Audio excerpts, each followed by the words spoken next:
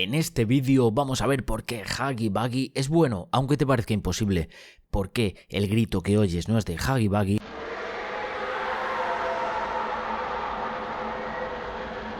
y por qué la fábrica que ves es de otra ubicación, y muchos más secretos. Pero antes que nada, muy buenas manada, recordad lo siguiente. Cada capítulo de Poppy Playtime ha comenzado con un VHS que vimos anteriormente. En Poppy Playtime capítulo 1 fue el vídeo de la muñeca Poppy. En el capítulo 2 vimos a Mommy Longlegs y seguramente este sea el VHS del capítulo 3. Lo que significa que seguramente en este capítulo 3 no vayamos a la guardería. Es muy probable que salgamos de la fábrica para luchar contra los juguetes. Bueno, vamos primero con este nuevo vídeo que yo llamo Reality Horror. Este se llama Desaparición Restringida. En este vídeo nos enseñan cómo Huggy se escapa y descuartiza a varias personas, pero estas personas no son trabajadores normales. Son del equipo de seguridad, antiguos militares. Debido a que ya han pasado varios años de investigaciones, la empresa ya sabía lo peligroso que son estos experimentos, así que no podía poner a cazar trabajadores normales en la búsqueda de sus experimentos asesinos. Es por ello que hace tiempo contrató a militares expertos en armas para dar caza a los muñecos que se rebelaban. Esto lo sabemos por el Discord oficial de Poppy Playtime, donde los creadores de Poppy nos enseñaron que querían iniciar el juego con militares rodeando la fábrica. Pero al final hubo cambio de planes, como ya sabéis, y comenzamos con la cartita escrita por alguien llamando a Player. A ver, esto es sencillo. ¿Tú te imaginas a Marcus cazando a Huggy Wuggy? No, ¿verdad? Pues a eso me refiero. Por ello, es muy lógico que en Playtime Co. existían varios tipos de trabajadores, los jefes que dirigían la fábrica, los científicos para experimentar y el equipo de seguridad que son antiguos militares expertos en armas para dar caza a los muñecos que se rebelaban. Y por último, y en lo más bajo, tenemos a los simples trabajadores que no se enteraban prácticamente de nada. Esta grabación que vemos ocurre el 18 de junio del año 1992. Antes de Poppy Playtime capítulo 1 y un poco después de Poppy Playtime capítulo 2. Es por ello que seguimos el orden cronológico. Justo en esta imagen que nos enseñaron antes de la salida de Poppy Playtime capítulo 2, aquí no existía esta tragedia. Aún no se había escapado Huggy. Aquí aún la gente iba a visitar la fábrica de Playtime Co. sin saber el riesgo que corría. Como ya sabéis, en el año 1930 nace Playtime Co. Desde este año hasta en 1992, miles de experimentos se realizaron en nombre de Playtime Co. y la gran mayoría fallidos. Es decir, han pasado 62 años desde que se creó Playtime Co. hasta estas imágenes que vemos hoy. También es importante mencionar que esta grabación donde se ve a Huggy Wuggy ocurre en un lugar diferente a los dos capítulos que habíamos visto. No es en la fábrica de juguetes cerca de zonas residenciales, es en un lugar apartado de la humanidad. Este es un lugar donde poder realizar sus experimentos escondidos. Es por ello que en el mapa que veremos más adelante vemos cómo se encuentra apartado de todo lugar donde puede vivir nadie, para que nadie escuche los gritos de terror. En primer lugar, vemos como el equipo de seguridad está buscando a Huggy. Si os dais cuenta, le tratan como a un experimento más, ya que nunca le llaman por su nombre. Siempre dicen el 1170. Estos equipos militares se comunican a través de la radio de transmisiones. Este tipo de comunicación es básica ante cualquier fuerza militar y seguramente han tenido que recibir una formación especial para poder comunicarse a través de todo esto. Ellos avanzan a través de un bosque muy oscuro y sin apenas luz. Solo se ve a través de la luz del vehículo y esto lo hace aún más siniestro. Hasta ellos están dudando de lo que hacen ahí, no saben muy bien el motivo. Es normal que no quieran estar ahí sabiendo que hay un asesino de casi 5 metros que no quiere ser capturado, capaz de todo. Como Playtime Co. tiene jerarquía, un superior le ordena al señor que va en el coche conduciendo sobre cómo capturar a Huggy y dónde. Pero justo ahí se corta la grabación para enseñarnos cómo Huggy Wuggy escapó del lugar. En esta imagen es muy importante recordar que Huggy solo quería huir, ya que se escapa sin asesinar a los dos miembros del personal que son testigos del incidente. Esto ocurre a las 10:27 de la noche. Aquí nos muestran de nuevo cómo ser un trabajador de Playtime Co. era estar explotado durante horas y horas de trabajo a lo largo del día. Eran las 10:27 de la noche y la gente aún seguía trabajando. Estos dos trabajadores son los que dan la señal de alarma para avisar a los demás. Repito que Hagi podría haberlos matado para así ganar tiempo y huir sin que nadie se diera cuenta, pero en vez de eso, solo huyó cuando vio la oportunidad. La cámara 41 y después la cámara 42 nos enseñan cómo Hagi Bagi solo quiere huir. Es importante recordar que Hagi se escapa a las 10:27, ya que en la siguiente imagen nos dicen que Hagi en tan solo 3 minutos recorrió media milla de las instalaciones.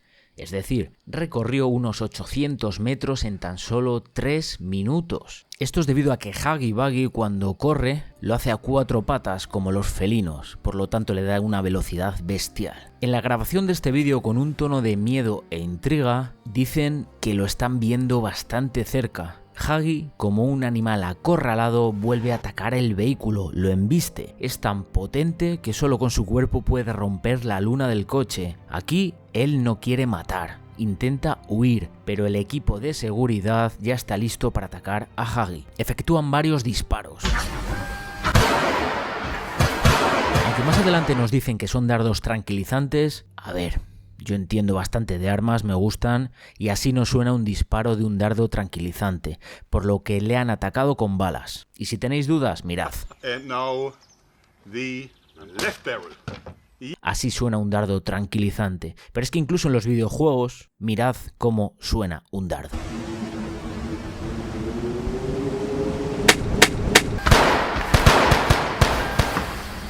Así que, Playtime Co., seguramente Leith Pierre nos está mintiendo. Dicen que le lanzan dardos tranquilizantes, pero de eso nada. Le han freído a tiros. Mínimo se oyen 7 disparos. Así que es normal que Hagi esté muy enfadado, ya que seguro ha recibido algún impacto. Tengo una teoría tan buena que la voy a dejar para el final porque hay cosas muy interesantes. Hagi vuelve a esconderse al bosque. Realmente no quiere matarlos, si no ya lo habría hecho. Así que se resguarda en el oscuro bosque. El equipo de seguridad, en vez de irse, sigue detrás de Hagi, lo que les lleva a una muerte casi segura. Hagi está muy enfadado debido a que ha recibido varios disparos y encima no paran de perseguirle. Ellos han cometido el típico error que se comete en todas las películas de terror: separarse en grupos pequeños, siendo mucho más fácil acabar con ellos uno a uno. Y es que además están andando en un bosque completamente oscuro donde no se ve nada, únicamente una linterna. Son una presa muy fácil, ya que cuando tú llevas una linterna de la mano, la persona que está en la oscuridad sabe perfectamente dónde te encuentras. Llevas una diana en la cabeza. Aquí vemos una especie de animal. No sé qué tipo es, pero lo cierto es que acojona bastante. Seguimos por el bosque y vemos en varios puntos a Hagi intentando esconderse. La búsqueda para capturar y asesinar a Hagi no para ni un momento. Debido a que Hagi corre casi a 4 minutos el kilómetro, se expande la búsqueda a más de 4 millas, es decir, a unos 6,5 kilómetros. Esta foto es súper importante porque vemos el mapa del mundo de Poppy Playtime y vemos el lugar escondido donde se realizan los experimentos. Justo ahí en ese punto negro vemos el lugar donde hacen los experimentos. También vemos hasta dónde se expande la búsqueda. Observamos la carretera principal, que sería esta, y la secundaria. También vemos las zonas residenciales donde las personas viven. En este lugar, más adelante veremos a Hagi en una posición que ya os enseñaré. Ahora mismo estamos tan lejos del puesto de mando de Playtime Co. que la seguridad se compromete, debido a que las radios ya no funcionan tan bien y las comunicaciones fallan. Hagi ahora les tiene separados por equipos de 2 y con las comunicaciones fallando. Algo me dice que esto va a ser una carnicería. Haciendo un guiño a la película de la bruja de Blair, vemos una cámara de grabación que se mueve. Esta cámara es de un guardia de seguridad que está en el bosque, pero solo está con la luz de su linterna y sin apenas comunicación. La fuga de Hagi Bagi comenzó apenas hace una hora, a las 10:27, y ahora ya son las 11:30. Observamos un ciervo que ha sido atacado, seguramente por Hagi. Esto nos indica que Hagi Bagi tiene hambre, pero tampoco demasiada, ya que ha atacado al ciervo, pero solo ha comido un poquito y no ha terminado con él. Quizás porque vio que los humanos estaban cerca, o quizás lo único que hizo fue saciar un poco su hambre y así no tener que matar a ningún humano solo para llenar su estómago.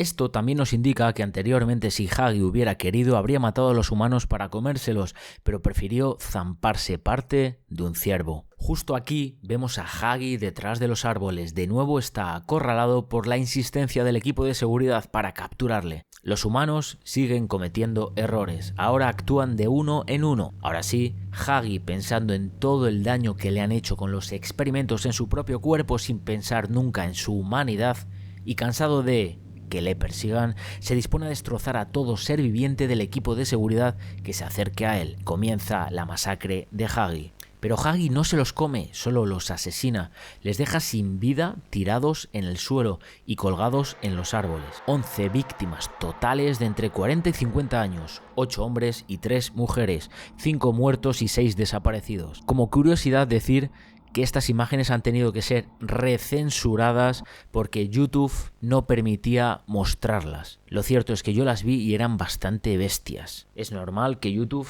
haya puesto una restricción más severa. Ahora se escucha un rugido.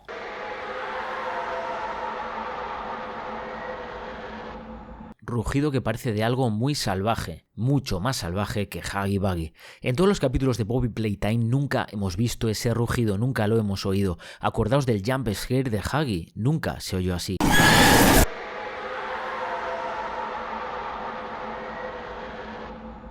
Tampoco el de Mommy Long Legs, por supuesto. Este rugido se trata de otro tipo de muñeco que seguramente veremos en el capítulo 3.